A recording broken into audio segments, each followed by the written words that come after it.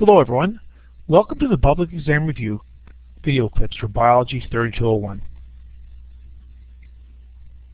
In this clip, we'll be taking an overview of the entire course and offering some suggestion as to how best to approach your public exam in this course. The course itself consisted of 4 units. The first of these, Maintaining Dynamic Equilibrium, dealt with how the body maintains homeostasis, specifically the nervous and endocrine systems. The second unit, Reproduction and Development, involved examining exactly how it is that reproduction occurs between species, specifically an emphasis on human reproduction. The third unit, Genetic Continuity, discussed and described exactly how it is that traits are transmitted from generation to generation, including an examination of Mendelian genetics and more modern molecular genetics. The last unit in the course, Evolution, Change, and Diversity, focused on looking at how it is that species are created and certainly how species change and are modified over time.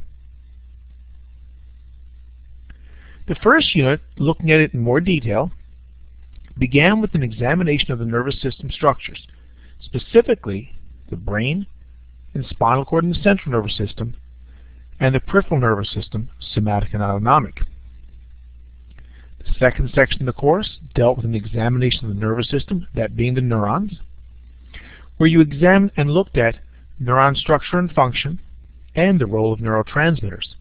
Contained within this section was the first lab you did in the course, Core Lab number 1, the reflex arc.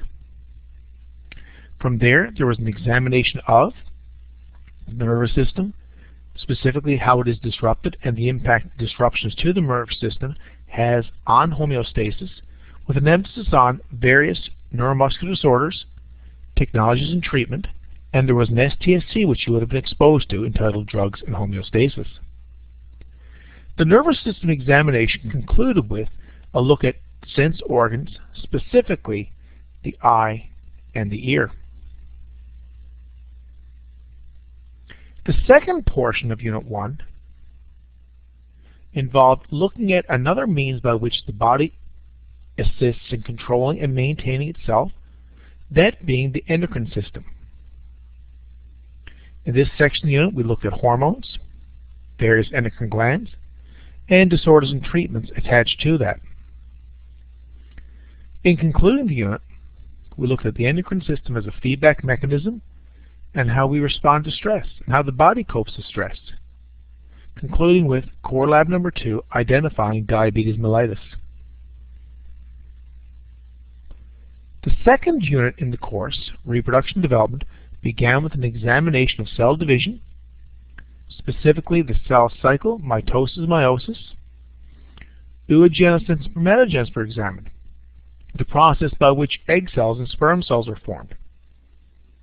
We looked at Core Lab number 3, comparing the cell cycle in plants and animals, to look at exactly how it is that plant and animal cells differ in their approach to cell division. STSC number 2 was part of the course at this point. STSC number 2 dealt with stem cell research. Further expanding, we looked at various reproductive systems, various strategies, both asexual and sexual reproduction in plants and animals, and we looked at Core Lab number 4, Plant Reproduction.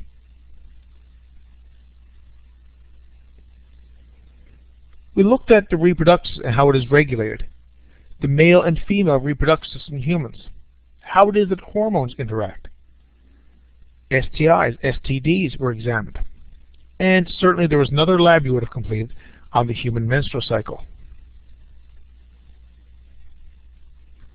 Unit 2 concluded with looking at reproductive technologies, how it is that infertility is created, what caused it, and various solutions to that concern. And we looked at embryonic differentiation development, how it is that beyond fertilization, what happens? What is involved with the birth process? How are hormones part of differentiation? And technologies that assist in this topic.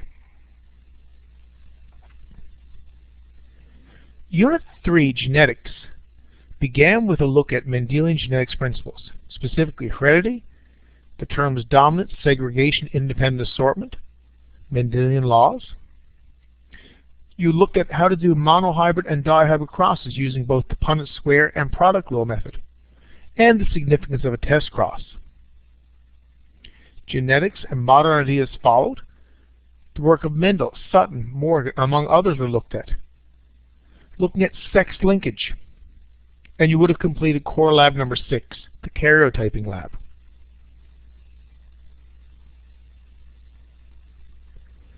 Once Mendelian genetics was concluded, we then undertook an examination of molecular genetics, the development of the gene concept, how that was arrived at, the role of RNA, DNA, protein synthesis, how mutations are created, and another lab followed that examined DNA replication and protein synthesis. Genetics and implications followed, specifically genetic diseases, technological solutions to those concerns, how to do pedigree charts, the role of genetic engineering, the Human Genome Project, genetically modified organisms, genetically modified foods, the role of cloning, and the technologies attached to it. And certainly as part of this component of the course, you would have looked at STSC number 3, Newfound Genomics. The final unit in the course dealt with evolution, change, and diversity. How is it that species are created and modified over time? This unit began with a look at the historical perspectives on evolution, what natural and artificial selection mean. The peppered moth provided a prime example of industrial melanism and a real example of evolution at work. Modern perspectives on evolution were examined, beginning with a historical overview, the role of Darwin, Lamarck, among others. Fossil records and data were considered. Homologous versus vestigial structures and how they provide evidence for evolution. You looked at how to do half-life calculations for dating fossils. And we looked at the implications of evolution. Various evolutionary relationships. Hardy-Weinberg law calculations, how speciation occurs, the origin, development, and diversity of life. And the core lab attached to this was the Hardy-Weinberg equilibrium calculations, and the last STSC dealt with the origins of life itself.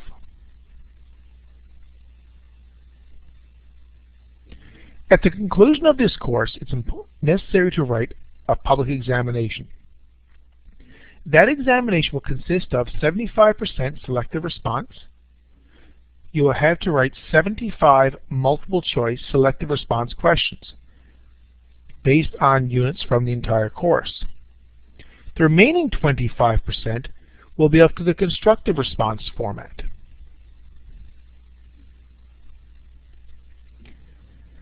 The questions will be posed at a number of different levels, specifically level 1, level 2, and level 3. By way of explanation, those questions that are at level 1 are straight memorization, straight recall questions. Level 2 questions, which you will have to deal with, involve applying a concept to a new situation not taught directly. Different examples, unique examples. All genetics problems, for example, would be at the level 2. You'll also have to synthesize at level 3. These typically tend to be a little more difficult, as you need to take a concept and apply it to a situation and develop an answer. These are applications, these are synthesis. You have to build an answer based on the knowledge that you already have. Each of the 4 units are represented at a different level on the public examination. As the program of the curriculum guide specifies very clearly that different amounts of time are to be spent on each unit, you'll note that the values in terms of percentage varies accordingly. 20% of the exam is based on Unit 1, 27% on Unit 2, 38% of the exam represents the 3rd unit, genetics, the largest unit in the course, and 15% of the exam is based on the evolution unit, for a total of 100%.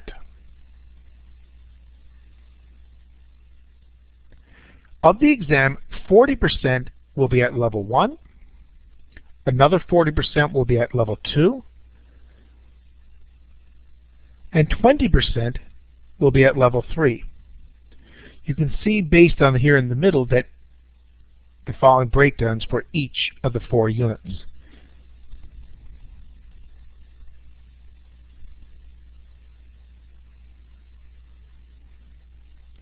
Now, to give you an idea of exactly what level 1 type questions versus level 3, I present the following. This question here, what vital role does ozone play in the atmosphere? This is a straight memorization question. You would have learned that ozone protects against UV radiation. That's a straight factual information question, therefore level 1. This question represents a level 2 question. You have to apply the knowledge. And in so doing, you know that grasshoppers, which eats and consumes the plant life, would be a primary consumer, but that there would constitute a level 2 question. Level 3 involves synthesizing an answer based on information that you have. You have to think things through. In this case, you are asked what might account for the change in the rabbit population between the years 1980 and 1990 in this time frame here. Looking at the choices, the logical one is a fox hunter beginning to trap, removing foxes, but that is a synthesis type question. As for the constructive response section of the exam, worthy of note is that no level 1 type question will be drawn from in the constructive response. The 25% of the exam that are drawn from in this portion are all at either level 2 or level 3 type level. There will be no straight recall questions in this section of the exam. By way of an example from Unit 1, you could very well be asked the following. In a normal situation, when a person placed their hand on a heat source, the hand is withdrawn before the pain is sensed. Describe 3 neurological reasons why a person may be unable to withdraw the hand immediately. It is not straight recall, it involves application. From Unit 2, the following presents an example of a type of question you may be exposed to. For a woman who normally menstruates every 34 days, what is the approximate date when ovulation would most likely occur if menstruation began on March the 7th?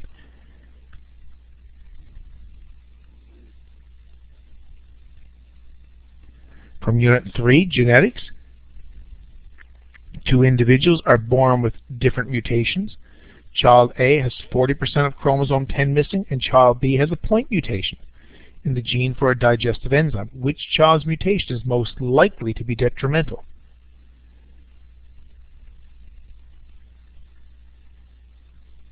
And from Unit 4, you are asked the following, as by way of an example.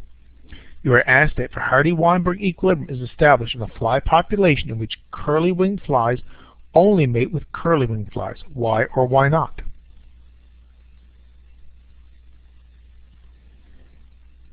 Some suggestions for answering questions you're exposed to will be as follows. Firstly, before you begin your exam, I would strongly suggest that you preview the test before you answer anything. This gets you thinking about the material presented to you. Make sure you note the point value of each question. By noting the point value, you'll be able to get some idea of how you might best budget your time. Secondly, do a mind dump. Using what you saw in the preview, take notes of anything you think you might forget. Write down things that you used in learning the material that might help you remember. Very quickly outline your answers to discussion questions. Again, allocate how much time you should allow for each section based on the point value. You really wouldn't want to spend 30 minutes on a constructive response question that only counts for 5 points.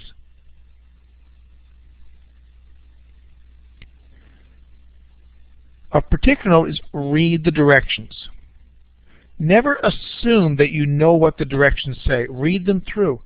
Make sure that you know what it is the question is asking.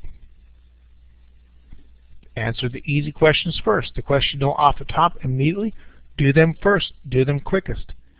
Give yourself some confidence. you know you've got these right. Once you've done that, then go back to the difficult ones. Later items on the test might give you useful or needed information for earlier items. By going through and budgeting your time properly, things will come much easier for you. Answer all questions. There is no penalty for getting questions wrong. Think about what the marker is looking for. Try to remember what it was your teacher emphasized and felt was important when the material was covered. If in doubt, use your margin to explain why you chose the answer. If the question isn't clear or the answer seems ambiguous, write notes. Circle key words in difficult questions. This will allow you to focus on the central point of the question. If need be, rephrase, express difficult questions in your own words. And lastly, use all the time you have allocated to you. If you've got extra time, rework the question. As for the selective response questions, as with the constructed ones, read the question before you look at the answer. Come up with the answer in your head before looking at the possible answers. Eliminate ones that you know aren't right. Look at all the choices before you choose your answer.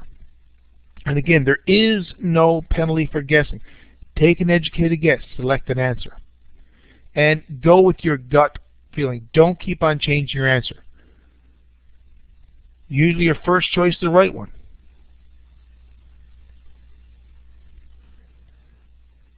And in writing your constructive response questions, read carefully. Pay close attention to whether you're supposed to answer all the question or only a specified amount, 2 of 4, etc.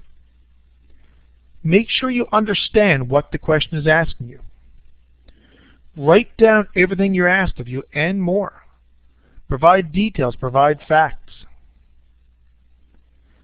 If you're asked for facts, give facts. And when writing your answer, try and be as neat as possible. Neater papers usually receive higher marks. The marker cannot evaluate what he or she cannot read. Proofread your work. Correct any errors. Budget your time. If you have an hour to write 3 answers, spend no more than 20 minutes on each one. If you have time left over, go back and finish any incomplete questions. And if you aren't sure about an exact date or number, then use approximations. Approximately 5,000, late 17th century, etc. Thank you very much for your time, your patience. I hope you found this learning clip helpful.